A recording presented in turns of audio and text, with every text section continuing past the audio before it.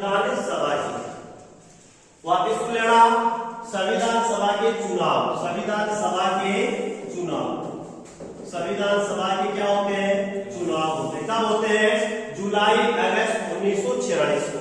कितनी सीटों पर हो रहे हैं भाई, 296 सीटों पर। कितनी सीटों पर हो रहे हैं, 296 सीटों पर। इसके जो परिणाम आते हैं उनमें कांग्रेस पार्टी को सबसे ज्यादा सीटें मिलती है। किस पार्टी को मिलती है भाई, कांग्रेस। कितनी पार्टी को कितनी सीटें मिलती है, 208। इसके बाद में किसको मिलती है, मुस्लिम लीग को। कितनी सीटें मिलती है मुस्लिम लीग को, 73 सीटें। कितनी मिलती है, 73। जबकि अन्य पार्टियों को, ऐसे बहुत सारी डायरेक्ट लिखा रहा हूं, अन्य पार्टियों को कितनी सीटें मिलती है, 15। कुल मिला के कितनी हो गई, 206। कांग्रेस पार्टी को 208, मुस्लिम लीग को 73, अन्य पार्टियों को 15 सीटें मिलती है। कहने का मतलब यह है कि मुस्लिम लीग की संविधान सभा में स्थिति बहुत ही खराब थी। परिणाम स्वरूप मोहम्मद अली जिन्ना ने संविधान सभा का क्या कर दिया, बहिष्कार कर दिया। क्या कर दिया भाई, बहिष्कार कर दिया। और 16 अगस्त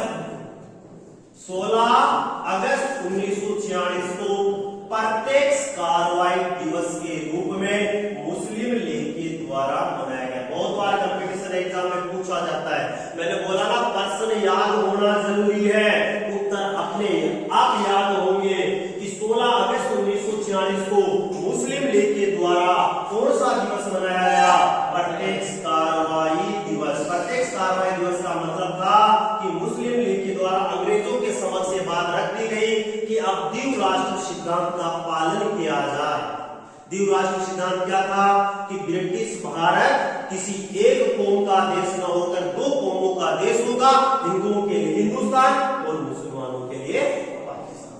ये बात किसने कही थी, द्विराष्ट्र सिद्धांत किसने दिया था, मोहम्मद अली जिन्ना और मुस्लिम लीग। इस पर मोहम्मद अली जिन्ना पर मैंने आपको कविता सुनाई थी, पुनः सुन लेना। कविता है मोहम्मद अली जिन्ना पे हमने लिखी थी जब भारत का बंटवारा हुआ 3 जुलाई 1947 को लिखी थी। क्या कौन सी कविता थी कि दुश्मन ने विश्वासघात का छुरा पीठ में गाड़ा है।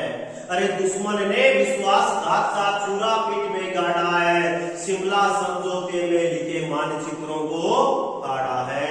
बारूदी अंगारे लेकर सीमा रेखा लांघ चुके हैं, बारूदी अंगारे लेकर सीमा रेखा लांघ चुके हैं, पर तुम भी अब धातु का निर्णय हो जाने दो, एक युग सीमा रेखा के आर पार हो जाने दो। अरे भारत हाड़ी रानी के अरमानों की दाती है, झांसी की बाई चुनावत बलिदानों की नाती है। इस पर भी बार बार अवतार इसी धरती पर लेता है। अरे जिन्ना ने जो मांगा था, आता है ना, अरे द्विराष्ट्र सिद्धांत जिन्ना ने दिया। अरे जिन्ना ने जो मांगा था गांधी ने सम्मान दिया, भारत माता का बंटवारा सहकर आखिर बाकी से कान दिया। फिर भी बार बार हमलों में भारत घायल होता है। जब मैं दिल्ली से पूछता हूँ ऐसा क्यों होता, उत्तर नहीं मिलता तो मैं शर्मसार होता हूँ। आखिर कविता को हथियार बनाकर कहता हूँ, हमारी तहजीब और तकनीक में इतना दम है तो कहां हम किसी महाशक्ति से कम है। अब आगे हम चर्चा करेंगे। चुनाव हमने करवा दिया संविधान सभा के, कांग्रेस को बहुमत मिल गया। कितनी सीटें मिल गई भाई कांग्रेस पार्टी को, 208, मुस्लिम लीग को 73, अन्य पार्टियों को कितनी मिल गई, 15।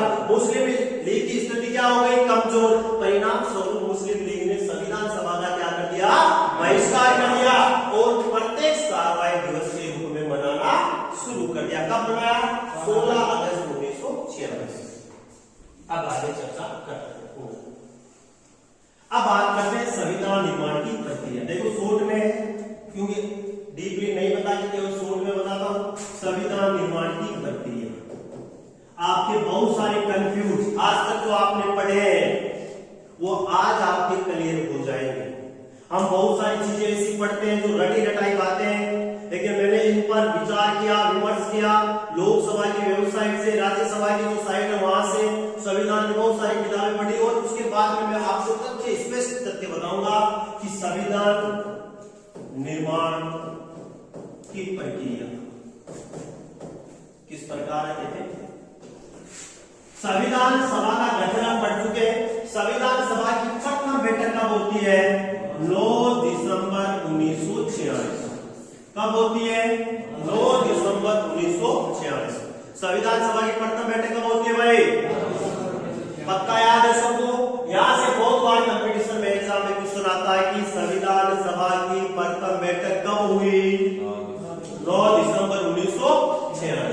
नेक्स्ट देखिए, इसी दिन प्रथम बैठक के दिन, सुनना भाई, प्रथम बैठक के दिन संविधान सभा के जितने तमाम सदस्य प्रेजेंट थे उसमें सबसे वयोवृद्ध नेता, वयोवृद्ध जो नेता थे कौन थे भाई?